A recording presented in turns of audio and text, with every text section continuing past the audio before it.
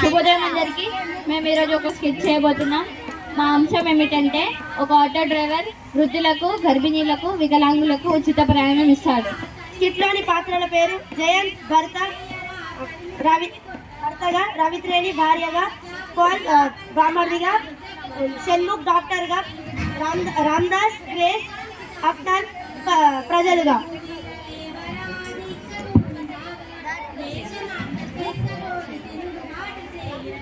ఒకసారి ఇలారా.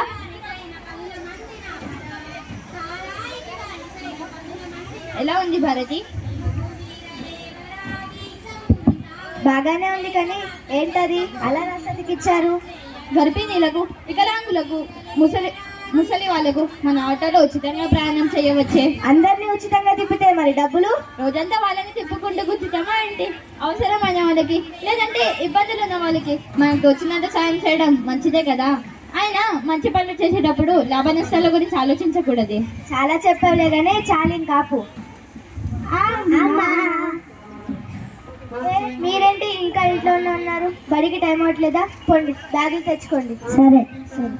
అది సరే, ఎన్నడలేంది ఈ ధర్మబుద్ధి ఎక్కడి నుంచి పుట్టుకొచ్చిందా మరికి? నిన్ననే ఓ నిండు గర్భిణి హాస్పిటల్ చూపించుకుందామని సిటీకి వచ్చింది. పాపం పేదవాళ్ళు అనుకుంటానే హాస్పిటల్కు రోడ్డు మీద నడుచుకుంటూ వెళ్తూ అలాగే పడిపోయింది. అది చూసి ఏ గుండె కరగలేదు. కానీ అదే దారిలో వెళ్తున్న నాకు ఆ విషయం తెలిసి మన ఆటోలో ఎక్కించి హాస్పిటల్ తీసుకెళ్ళానే, మన ఆటోలో. కానీ డాక్టర్లు అప్పటికి ఆలస్యం అయిపోయిందన్నారు. అందుకే ఇకనైనా ఇలాంటి నిస్సహాయాలకు కాస్తైనా సాయం చేద్దామని అనుకుంటున్నాను. దారిన పోయే కంపను నెత్తికి ఎక్కించుకోవడం అంటే ఇదే. నీకెంత చెప్పినా అర్థం కాదు. నీకు అర్థం కాదు. పిల్లలు పదన్నా, స్కూల్కి టైం అవుతుంది. బాయ్ రా. పదండ్రా, ఆటో ఎక్కండి.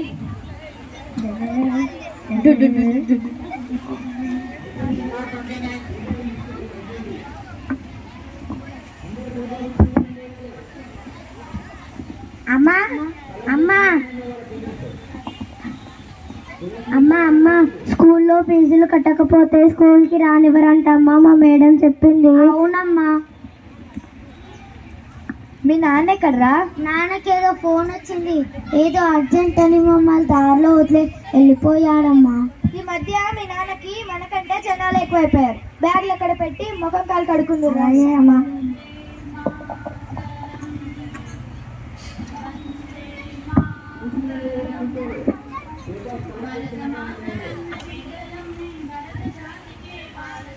ఉప్పు కప్పు రంబు రొక్క పోలిక రెండు జోడ రుచుల జాల వేరు పురుషులందు పుణ్య పురుషుల వేరేయ ఇష్టరాభిరామ ఇంద్రవేమ.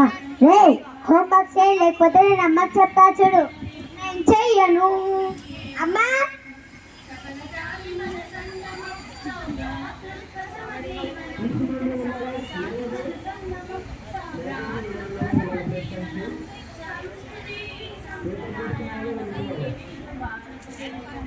కోపమునను గనక కొంచెమైపో, కోపమునను మిగుల గోడ చెందు, కోపమడి చనేని కోరిక తీరేను విశ్వదాభిరామ వినురవేమ. అమ్మా అమ్మా ఆకలేస్తుందమ్మా. నీ అయ్యొచ్చాక తిన్నాను. అయ్యో అమ్మ, నీ పిచ్చి కానీ నాన్న ఎప్పుడైనా టైంకి ఇంటికి వచ్చే రోజులు ఉన్నాయా అమ్మ? అసలు నాన్నకు మనం గుర్తుంటామా అమ్మ? పెట్టమ్మా.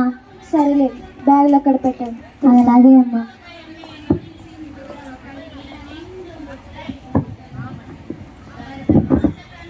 రాత్రి 12 గంటలకు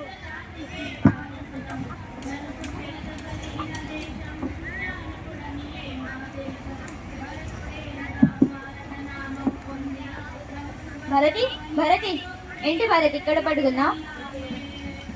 అన్నం తిన్నావా? ఏందయ్యా ఈ వేళ కన్నా వచ్చేది? అసలు నీకు పిల్లలు ఇల్లు సంసారం ఉందని గుర్తుందా? అది కాదు భారతి, పేషెంట్కు బాగాలేదని అర్జెంట్ కాల్ వస్తే హాస్పిటల్కి తీసుకెళ్ళాలి. అక్కడ ఆలస్యం అయిపోయింది. నన్ను ఏం చేయమంటావు భారతి? నలుగురికి సహాయపడాలనే ఉద్దేశంతో పెట్టాను, కానీ దిగాక తెలుస్తుందన్నారు దాని లోతు. నా అవసరం ఉందంటూ రోజంతా నా ఫోన్ మోగుతూనే ఉంది. క్షణం కూడా తీరిక లేకుండా అయింది. సంపాదించే ప్రతి రూపాయి బండి అమ్మాయికి వాళ్ళకి కూడా సరిపోతలేదు. నేను మొత్తుకునేది కూడా అదే. ఇంటి ఖర్చులకు డబ్బులు ఇవ్వడం మానేసావు, పిల్లల ఫీజులు కూడా కట్టలేదు. అంత ఇబ్బందిగా ఉన్నప్పుడు మాని పారేయొచ్చుగా. ఎంతమంది ప్రజలు ఇబ్బంది పడుతున్నారు నీకు తెలుసా భారతి? బహుశా అది తెలుసుకునేమో మన ప్రభుత్వాలు 108, 104 లాంటి పథకాలు పెట్టాయి.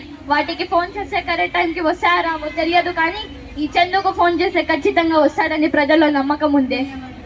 ఆపదలు ఆదుకున్నందుకు ప్రజల్లో కృతజ్ఞతలతో చూసే చూపు మన కష్టాలన్నీ మార్పించేస్తుంది. చివరికి మనకి మిగిలిన మంచేనే. మరి ఇంకేం, ఆ మంచితోనే తృప్తిగా కడుపు నింపుకో. నేను మా అన్నయ్యకి కబురు పెట్టిన, నేను పిల్లలు ఆయనతోనే పోతున్నాం. భారతి భారతి ఆకలేస్తుంది, అన్నం పెట్టు. అక్కడ వంటింట్లో ఉంది, తింటే తిను, లేదంటే ఫోన్ పట్టుకొని కూర్చో. తమరికి ఫోన్లు వస్తాయి కదా, పో.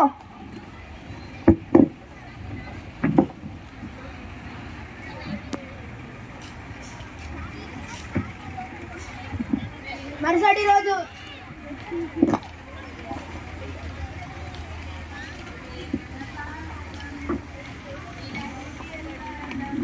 భారతి, భారతి, అమ్మ భారతి. ఏంటి బాబా ఎంత పొద్దున్న వచ్చావు? కూర్చో, ఉండు పిలుసా. భారతి, ఏంటి బాబా నీ పేరు ప్రజలలో మారెమరుగుతుందట? ఏదో నేను చేసే ఉడత సాయానికి ప్రజల అభిమానం బావా, అంతే. కానీ బాబా నీళ్ళు ఆరిపోతుంది, అది నీకు అర్థం కావడం లేదా? ఈ ప్రజలకు ఫ్రీగా వస్తే ఫినాయిల్ కూడా తాగే ప్రజలు సమాజంలో చాలా మంది ఉన్నారు. ఈ ప్రజలకు వాడుకోవడం తప్ప ఈ ప్రేమల అభిమానాలు ఉండవు బావా. ముందు అది తెలుసుకో. నీ వల్ల ఎంత బాధ ఉంటే మా చెల్లి నాకు కబురు పెట్టి ఉంటుంది. ముందు నీ సంఘ సేవలన్నీ ఆపి నీ పిల్లల్ని కుటుంబాన్ని చక్కదిద్దుకుంటావా, లేదంటే మా చెల్లిని మా ఇంటికి తీసుకుపోమ్మంటావా? చూడు బావా, నేను ఒక పనిని ప్రారంభించాను. కష్టం వచ్చినా నష్టం వచ్చినా వెనుకడు వేసే ప్రసక్తి లేదు. ఇది నేను చిన్నప్పుడు చదువుకున్న ఆరంభింపల నిత్య మానవులు విజ్ఞాన సంతృష్టికై అనే పద్యము నాకు స్ఫూర్తినిచ్చింది బావా. అయితే నిర్ణయంలో మార్పు రాదన్నమాట. భారతి, అమ్మ భారతి.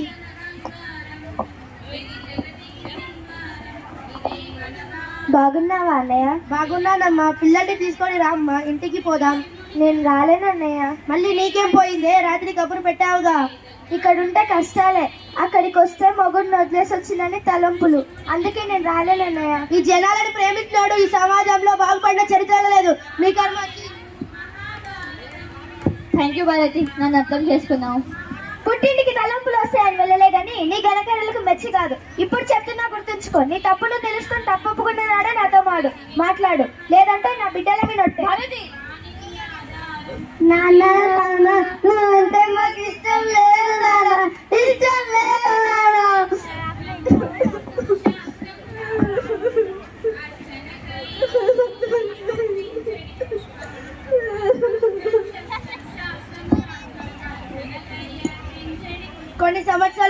కొన్ని సంవత్సరాల తర్వాత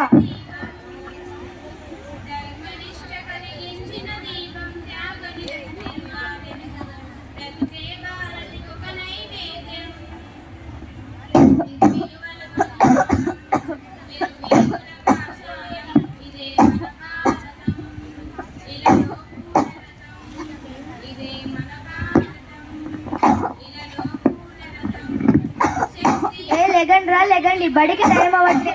నిద్ర వస్తుందమ్మా. ఇంకెంతసేపు పడుకుంటారు? లెగండి లెగండి.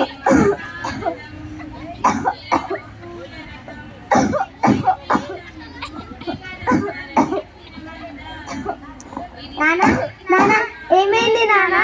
నానా నానా నాకేం కాలేదురా, నాకేం కాలేదు. నానా నానా ఏమైంది నానా? అమ్మా అమ్మా అమ్మా అమ్మా నాన్నని చూడమ్మా, దగ్గుతున్నాడమ్మా.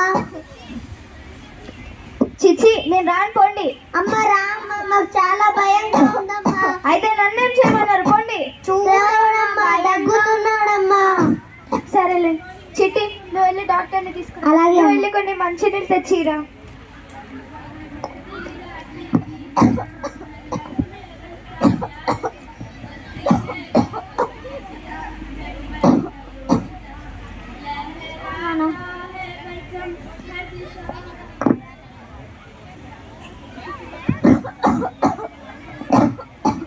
భారతి భారతి,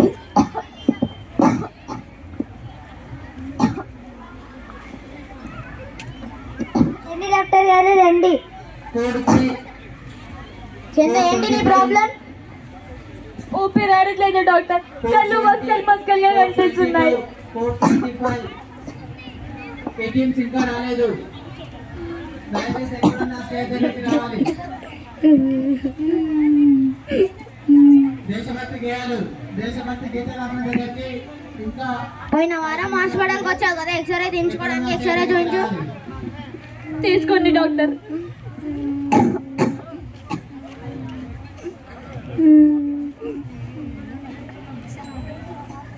ఇన్ఫెక్షన్ వల్ల లంగ్స్ బాగా డ్యామేజ్ అయ్యాయి, లంగ్స్ పాడైపోయాయి. మరి ఇప్పుడు పెద్ద హాస్పిటల్కి వెళ్ళి జాయిన్ కావాలి. నా దగ్గర చిల్లి గవ్వ కూడా లేదు డాక్టర్. పోతే పోయినది వెధవ ప్రాణం. మంచిగా పుట్టినందుకు నలుగురు మనుషులకు సహాయపడ్డా డాక్టర్. ఇప్పుడు కూడా మూర్ఖంగా మాట్లాడడానికి సిగ్గుండాలి.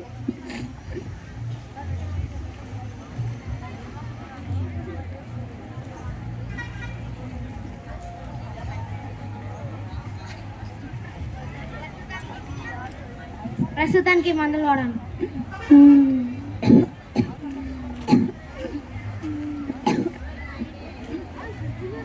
హాయ్, హలో, నేను డాక్టర్ కిరణ్ కుమార్ని మాట్లాడుతున్నా. ఈ వీడియో చేయడానికి చందు ఒక సామాన్య ఆటో డ్రైవర్. నిలబెట్టు మానవత్వం. మేము కష్టాల్లో ఉన్నామంటే ఎక్కడ ఉంటే అక్కడికి వచ్చి ఉండేవాడిని, కానీ ఇప్పుడు ఆ ప్రాణం మట్టిలో కలవబోతుంది. రండి, చేయి వేసి చందును కాపాడుకుందాం. ఈ వీడియోని స్ప్రెడ్ చేయండి. ధన్యవాదాలు. చందు, ఇక నేను వెళ్ళి వస్తా. నాన్న, మమ్మల్ని క్షమించు నాన్న. నువ్వంటే మాకు చాలా ఇష్టం నాన్న. రే, ఫోన్ తీసుకొని మీ మామయ్యకి ఫోన్ చేయండి రా.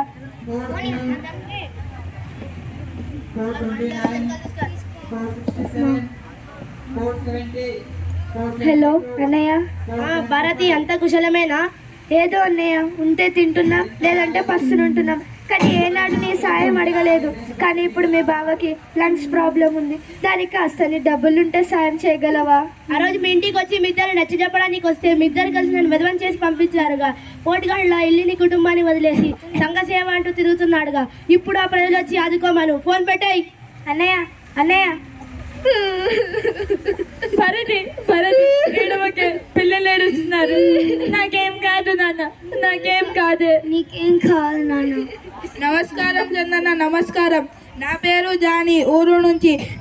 నేను మెకానిక్. చందన్న గురించి ఫేస్బుక్లో ఒక వీడియో చూశాను. నొప్పులతో ఇబ్బంది పడుతున్న నా భార్యను పైసలు లేక బండి మీద తీసుకొని పోతుంటే పెట్రోల్ లేక బండి ఆగిపోయింది. చందన్న వచ్చి నా భార్యను హాస్పిటల్లోకి తీసుకుపోయింది.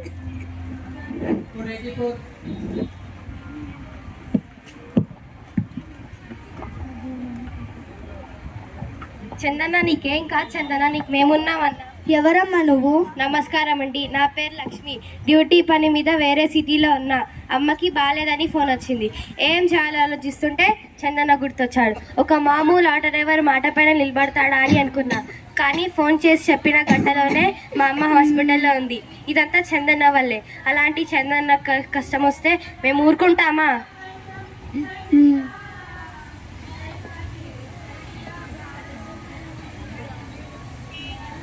నేను కూడా అన్న చేత సాయం పొందిన వాడినమ్మా.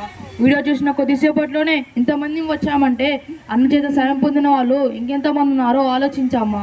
చందన్న మనసున్న మనిషి అమ్మా. నేటి సమాజానికి ఇలాంటి వారు కావాలి. లేకపోతే మానవత్వం, మానసేవ అనే మాటలు మరుగున పడతాయి. పదండమ్మా, ఇంకెందుకు ఆలస్యం, మనం చందనని కాపాడుకోవాలి. అవును, కాపాడుకోవాలి. ఇంతమంది మనసుల్లో పేరు పొందిన నీతో ఇన్ని సంవత్సరాలు మాట్లాడకుండా నా మూర్ఖత్వాన్ని నేను నిరూపించుకున్నా. నన్ను క్షమించు బావా. వద్దు భరతి, వద్దు, లేయి.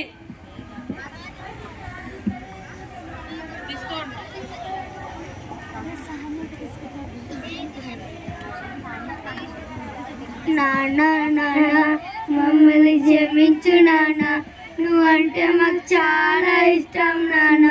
అది మేము అర్థం చేసుకోలేకపోయాం. Uncle, thank you aunty, thank you uncle.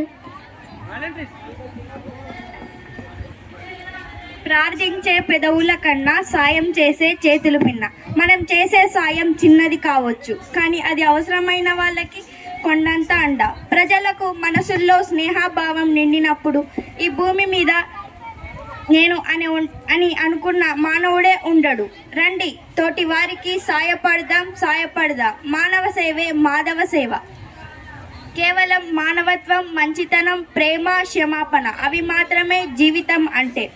కోవిడ్లో ప్రజలందరికీ మీలో ఇసుమంతైనా మార్పు రాలేదు. ఇప్పుడు ప్రకృతి నేర్పుతుంది. కనీసం ఇప్పుడైనా కుల, మత, వర్గ, ప్రాంత, ధనిక, పేద భావాలు వదిలి కుదిరితే సాయం చేయండి. చులకనగా చూడకండి. ఇప్పుడు నీకు సాయం చేస్తున్నవాడు ఏ కులమో, నీకు అన్నం పెడుతున్నవాడు ఏ మతమో. కాబట్టి మనం కొట్టుకుంటూ ఇతరులకు దూరం పెరిగి